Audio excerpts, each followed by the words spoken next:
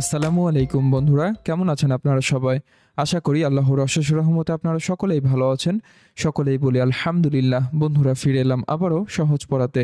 আজকে আমি আপনাদের সঙ্গে ৫ নং পৃষ্ঠা নিয়ে আলোচনা করব। এখানে প্রথম অংশে দেখতে পাচ্ছেন দেওয়া হয়েছে গ, মূর্ধন্য ন, গণ, দন্ত নয় আকার না, গণনা। তো আমরা আজকে গণনা নিয়ে আলোচনা করব।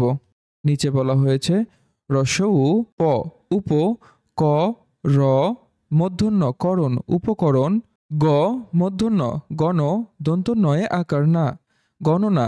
উপকরণ গণনা অর্থাৎ নিচে বিভিন্ন উপকরণ দেওয়া হয়েছে, সেগুলো আমাদেরকে গণনা করতে বলা হয়েছে।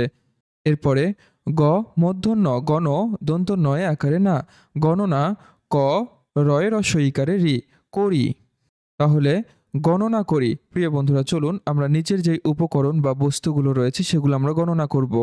এখানে প্রথম অংশে দেখতে পাচ্ছেন একটি পতাকার ছবি দেওয়া হয়েছে, যা বাস্তবে দেখতে মূলত এমন, এবং এখানে একটি মাত্র পতাকা রয়েছে, তাই আমরা এখানে ১ লিখব।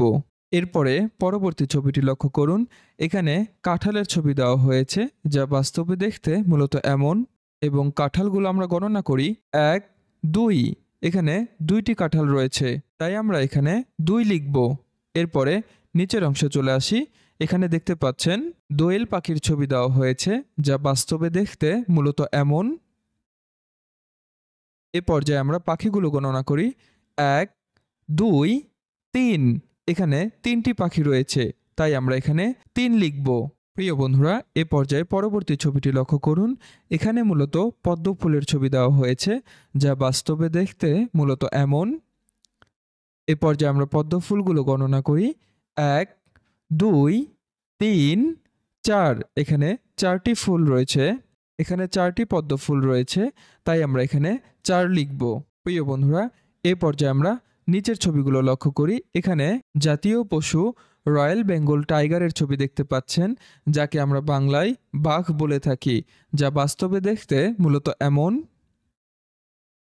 এ পর্যায়ে আমরা বাঘগুলো গণনা করি ১, ২, ৩, ৪, ৫। এখানে ৫টি বাঘ রয়েছে, তাই আমরা এখানে ৫ লিখব। তোমার পাঠ্য বইয়ের প্রতিটি পৃষ্ঠার সহজ সমাধান পেতে আজই ডাউনলোড করো সহজ পড়া অ্যাপসটি। সহজ হোক তোমার পড়ালেখা। প্রিয় বন্ধুরা, এ পর্যায়ে উক্ত বিষয়টির উপর ছোট্ট একটি অ্যানিমেশন ভিডিও আপনাদের সামনে উপস্থাপন করতে যাচ্ছি। চলুন তা দেখে নেওয়া যাক।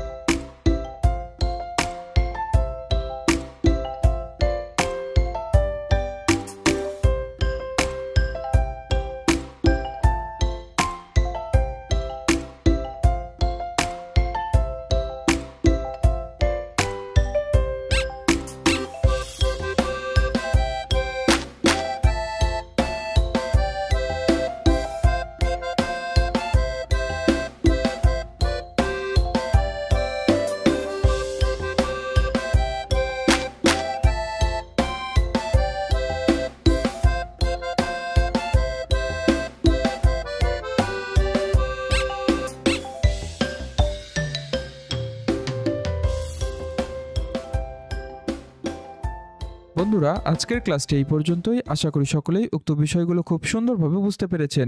ভিডিওটি ভালো লাগলে অবশ্যই লাইক কমেন্ট করে সাথে থাকবেন। দেখা হবে পরবর্তী টিউটোরিয়ালে। ততক্ষণ পর্যন্ত ভালো থাকবেন, সুস্থ থাকবেন। আল্লাহ হাফেজ।